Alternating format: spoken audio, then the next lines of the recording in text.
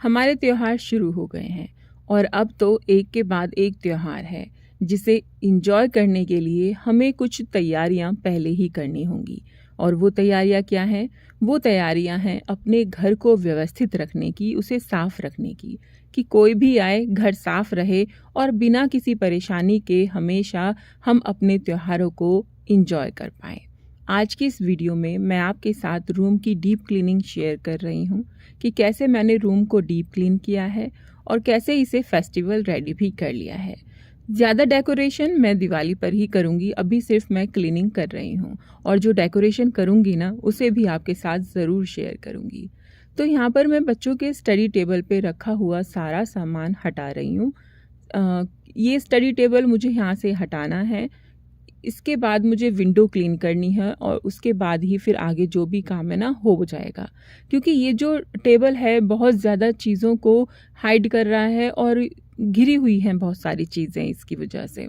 तो सफाई अगर करनी है तो सबसे पहले इसे हटाना होगा, तभी मैं अपनी विंडो को अच्छे से साफ़ कर पाऊँगी। तो ये मैंने पूरा हटा दिया है यहाँ से। इस पे जो भी सामान रखा हुआ था वो भी मैंने हटा दिया है। पर्दों को कर लेंगे एक साइड में और अपनी क्लीनिंग कर देंगे हम शुरू। यहाँ पर मैंने झाड़ू ली है और आज मैं झाड़ू से ही सारी सफाई करने वाली हूँ। तो सबसे पहले जो ऊपर का पोर्शन मैं साफ़ करूँगी, जैसे छत हो गई, दीवारें हो गई, जाले वगैरह जो भी है सबको अच्छे से मैं यहाँ पर झाड़ लूँगी। बस खुद को थोड़ा-सा मोटिवेट हमें रखना है कि हाँ भाई क्लीनिंग है और हमें ही करनी है, चाहे कितना भी समय लग जाए, ये हमें ही काम करना है। होता भी ऐसे ही है दोस्तों। हम जब अपने काम को किसी और पर छोड़ देते हैं या बाद के लिए छोड़ देते हैं ना, तो वो चीज़ें हमारे लिए बोझ बन जाती हैं और जल्दी से नहीं हो पाती हैं। हमें करने में भी आलस आता है। क्यों हम सोच रहे हैं कि भई ये कर लेगा और कोई और करता नहीं, और फिर जब एट अ टाइम वो काम करना पड़े तो ना तो त्योहारों का आनंद हम ले पाते हैं और ना ही सफाई अच्छे से हो पाती है। तो धीरे धीरे करके हमें पहले से ही सारी चीज़ों को साफ कर लेना है, व्यवस्थित कर लेना है। विंडो को अच्छे से मैंने झाड़ू से भी झाड़ दिया, जाले वगैरह झाड़ दिए और एक गीला कपड़ा लेकर ना इसकी सारी डस्टिंग भी मैं अच्छे से कर दूंगी। ऊपर से जो भी धूल मिट्टी इसमें चिपकी हुई है सब हटा दूंगी और ये अच्छे से साफ हो जाएगा। तो यहाँ पर एक गीला पुरानी ये टी शर्ट है वो गीली कर ली है मैंने और उसको अच्छे से साफ़ कर दिया है। यहाँ पर विंडो की जो भी यहाँ पे खिड़कियाँ हैं सबको खोल खोल के अच्छे से क्लीन कर लेंगे। बिल्कुल भी हमें समय तो लगता है, मैं नहीं कहूँगी कि समय नहीं लगता, इसमें थोड़ा समय लगता है, लेकिन हाँ जो इसका रिज़ल्ट मिलता है, जो आउटपुट हमारे सामने आता है, वो उसे देख कर ना हम खुश हो जाते हैं। बस इसीलिए आपको खुद को मोटिवेट रखना है और सफाई में लगे रहना है। यहाँ पर देखिए कितनी धूल इसमें से आ रही है और सब कुछ बंद है और बीच बीच में क्लीनिंग होती रहती है, लेकिन फिर भी धूल आ जाती है। तो यहाँ पर मैंने इसको अच्छे से डस्टिंग कर दी है, झाड़ दिया है और गीले कपड़े से ही अब मैं इन्हें पोंछ दूँगी। जो भी लकड़ी की जो विंडो है उस पे बैठ जाता है ना धूल मिट्टी, वो सारी मैं यहाँ पर पोंछ दूँगी। सबको अच्छे से साफ़ कर दूँगी। दोस्तों अगर आपको वीडियो पसंद आ रही है, वीडियो अच्छी लगती है तो वीडियो को लाइक कीजिएगा और मुझे कमेंट करके ज़रूर बताइएगा। तो यहाँ पर शीशे वाला जो खिड़की है ना उसको भी अंदर से और बाहर से मैं अच्छे से साफ़ कर रही हूँ। हाथ नहीं पहुँच पाता है, लेकिन जितना जा रहा है उतना यहाँ पर मैं क्लीन करने की पूरी कोशिश कर रही हूँ। तो इस तरीके से मैंने ये विंडो भी क्लीन कर दी है, शीशे वाली भी और जाली वाली भी क्लीन हो गई है अच्छी तरीके से। अब हम क्या करेंगे, इनको कर देंगे बंद, क्योंकि अब हम दूसरी तरफ पड़ेंगे ना भाई, एक पे ही थोड़ी लगे रहेंगे। जल्दी जल्दी काम ख़त्म करके हम बढ़ते हैं दूसरी तरफ। ये अच्छे से मैंने कर दिया है क्लीन। अब क्या करना है, अब ना मैं दूसरी साइड की जो बड़ी वाली मेरी विंडो है उसको मुझे क्लीन करना है, तो उसको भी मैं सेम इसी तरीके से क्लीन करूँगी। उसकी जाली वाली जो खिड़की है वो भी और जो शीशे वाली है उसको भी जितना हाथ पहुँच पाएगा, जितना कर पाऊँगी उतना क्लीन ज़रूर करूँगी। और पहले तो झाड़ू से ही अच्छे से मैं इसको साफ़ कर लूँगी। यहाँ पर जो भी धूल मिट्टी चढ़ी हुई है और कबूतर आ जाते हैं, उनकी गंदगी है, तो उनको अच्छे से मैं यहाँ पर साफ़ कर लूँगी। गीले कपड़े से साफ़ करने का दोस्तों एक सबसे बड़ा बेनिफिट ये होता है कि आपकी जो धूल मिट्टी यहाँ से आप झाड़ रहे हैं, उड़ रही है ना, वो बैठेगी नहीं कहीं और जाकर, गीले कपड़े में ही चिपक जाएगी और फिर आप इसे वॉश कर लीजिए और चीज़ें ना बेहतर तरीके से साफ़ हो जाती हैं। जितना आप किसी डस्टर से, झाड़ू से नहीं कर पाओगे, उतना एक गीले कपड़े से, उससे ज़्यादा अच्छे से गीले कपड़े से हो जाता है। तो ये टी-शर्ट मेरी पुरानी टी-शर्ट है, तो इसको अच्छे से कई बार मैं धो लिया है बीच बीच में मैंने इसे, और अब इसको फिर साफ़ कर देंगे। नीचे से भी अच्छे से मैंने विंडो के नीचे से भी साफ़ कर दिया, और कुल मिलाकर मेरी विंडो अब क्लीन हो गई है। तो यहाँ पर सबसे पहले पार्ट मैंने विंडो ही क्लीन किया है, जो कि सबसे कठिन लगता है ना, वही काम हमें करना चाहिए। तो मैंने विंडो का काम कर लिया है ख़त्म, क्योंकि इसमें कठिन क्यों? क्योंकि बार-बार मुझे कुर्सी पे उतरना, चढ़ना, बार-बार कपड़े को धोना, खुद अकेले काम करते हैं तो ये सब चीज़ें होती हैं।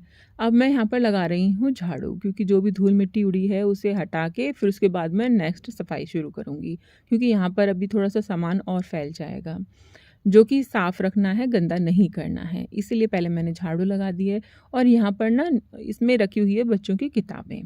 तो इन किताबों को सबको मैं निकाल लूँगी। ये एक्स्ट्रा किताबें हैं जो कि बच्चों के आगे काम आती रहती हैं, इसलिए मैं रख के रखती हूँ।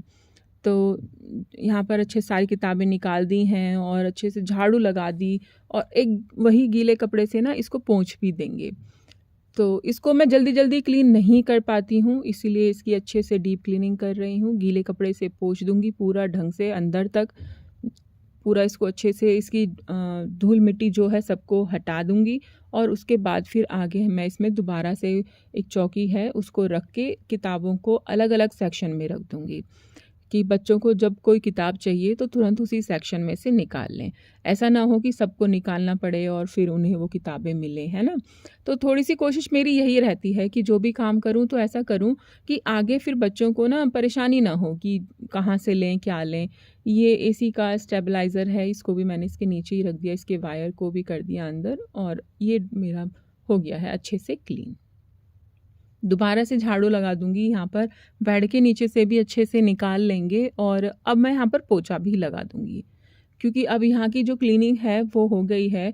अब यहाँ पर मुझे टेबल को वापस से रखना है, तो पहले झाड़ू और पोंछा अच्छे से साफ़ कर लिया है, उसके बाद ही रखेंगे। तो इसको अब टेबल को दोबारा से मैं यहाँ पर रख दूँगी। दोस्तों, क्लीनिंग का जो काम होता है ना, ये हम सभी को, मुझे लगता है कि थोड़ा-थोड़ा कठिन लगता है, कि भई सामान को हटाना, फिर उसे वहाँ से साफ़ करना, फिर दोबारा सामान को लगाना, तो ये एक कठिन काम होता है। तो इसको हम बहुत मतलब महीने में 1 बार ही करना पसंद करेंगे, या फिर कोई ओकेशनली ही हम इसे करते हैं।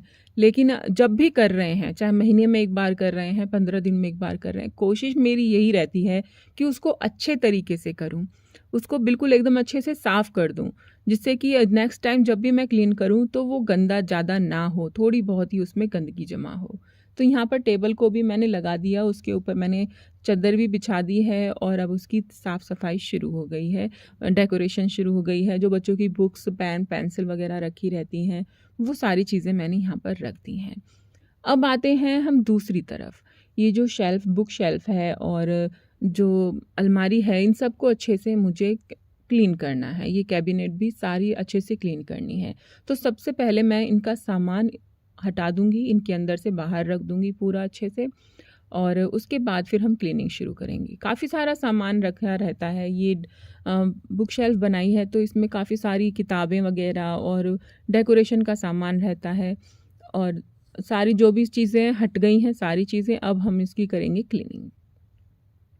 सबसे पहले मैं इसको हटा लूँगी इसकी जगह से, फिर उसके बाद फिर इसकी सफाई करूँगी, क्योंकि इसको हटाने से इसके नीचे भी और इसके पीछे भी अच्छे से सफाई हो जाएगी। तो इसको अच्छे से मैं इसको झाड़ रही हूँ कपड़े से। ये ज़्यादा गंदा नहीं है, इसलिए मैं इसको एक सूखे कपड़े से ही साफ़ कर लूँगी झाड़ कर, और ये एकदम शाइन करने लगेगा, साफ़ हो जाएगा। और चाहे तो कॉलिन से भी साफ़ कर सकते हैं, लेकिन मैंने अभी इसको सिर्फ़ सूखे कपड़े से साफ़ किया है, और ऊपर के जो भी जाले वग़ैरह हैं, वो सारे झाड़ू से ही साफ़ कर दिए हैं। दीवार को भी अच्छे से यहाँ पर मैं साफ़ कर रही हूँ, और दोबारा से इस नीचे झाड़ू लगाने के बाद ना इसको अच्छे से दोबारा मैंने अरेंज कर दिया, दोबारा इसकी जगह पर लगा दिया है। और अब बारी आई है इसमें सामान रखने की। सारी चीज़ें मैंने साफ़ कर ली हैं। सब कुछ मैं रिकॉर्ड नहीं कर पाई हूँ, क्योंकि वीडियो बहुत लंबी हो जाएगी आप लोगों के लिए, है ना? तो मैं शॉर्ट में दिखाने की कोशिश कर रही हूँ। तो सबको झाड़ कर, साफ़ करके मैं यहाँ पर वापस लगा रही हूँ। तो कुछ-कुछ तो झाड़ते हुए आपके साथ भी शेयर हो रहा है, और कुछ-कुछ को मैंने पहले ही झाड़ लिया था। जब निकाल के रखा था ना, तभी झाड़ दिया है। और तो ये हो गया है हमारा बुक शेल्फ़, व्यवस्थित। अब हम चलते हैं दूसरी तरफ, जो हमारी ये बुक्स की मैंने अलमारी बनवाई थी इसकी तरफ। यहाँ पे इसमें ना बच्चों के बैग, उनकी स्टेशनरी का सामान सारा रखा रहता है जो इधर उधर पड़ा रहता था। ये ख़ास तौर पर उसी के लिए मैंने बनवाई थी। तो यहाँ पर अब इसमें जो भी सामान मैं रखती हूँ, प्रिंटर वगैरह, थोड़ा सा डेकोरेशन का, वो सब सामान मैं इसमें रख दूँगी। तो सारी चीज़ें एक एक करके साफ़ हो गई हैं, व्यवस्थित हो गई हैं।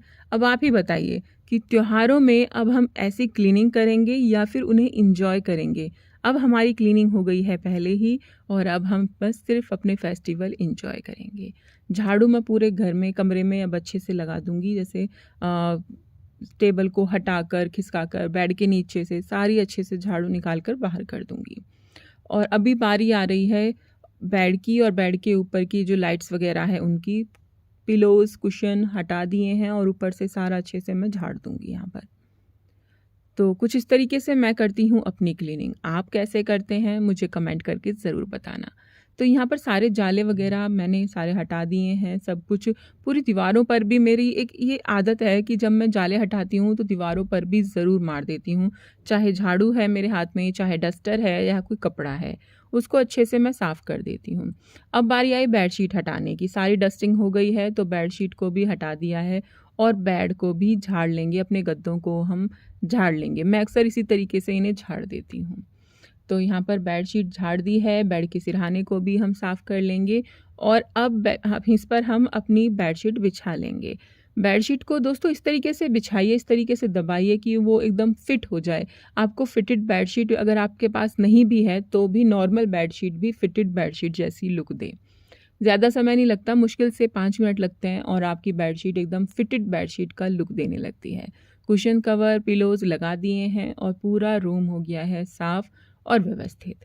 दोस्तों अगेन आपको वीडियो कैसी लगी मुझे कमेंट करके ज़रूर बताइएगा, और अगर आपको वीडियो पसंद आती है तो वीडियो को लाइक कीजिएगा, चैनल को सब्सक्राइब कीजिएगा। सारा रूम क्लीन हो गया है, सारी चीज़ें व्यवस्थित हो गई हैं, और अब पर्दों को मैं लगा दूंगी सही से, क्योंकि अगर पर्दे अच्छे से ना लगाए जाए ना तो अजीब सी फीलिंग आती है, अच्छा सा नहीं लगता है। तो अपनी फीलिंग को बरकरार रखेंगे, और पर्दे यहाँ पर मैंने लगा दिए हैं, दोनों तरफ से व्यवस्थित हो गए हैं। आज की वीडियो में बस इतना ही, फिर मिलते हैं नेक्स्ट वीडियो में। बाय बाय दोस्तों, एंड टेक केयर।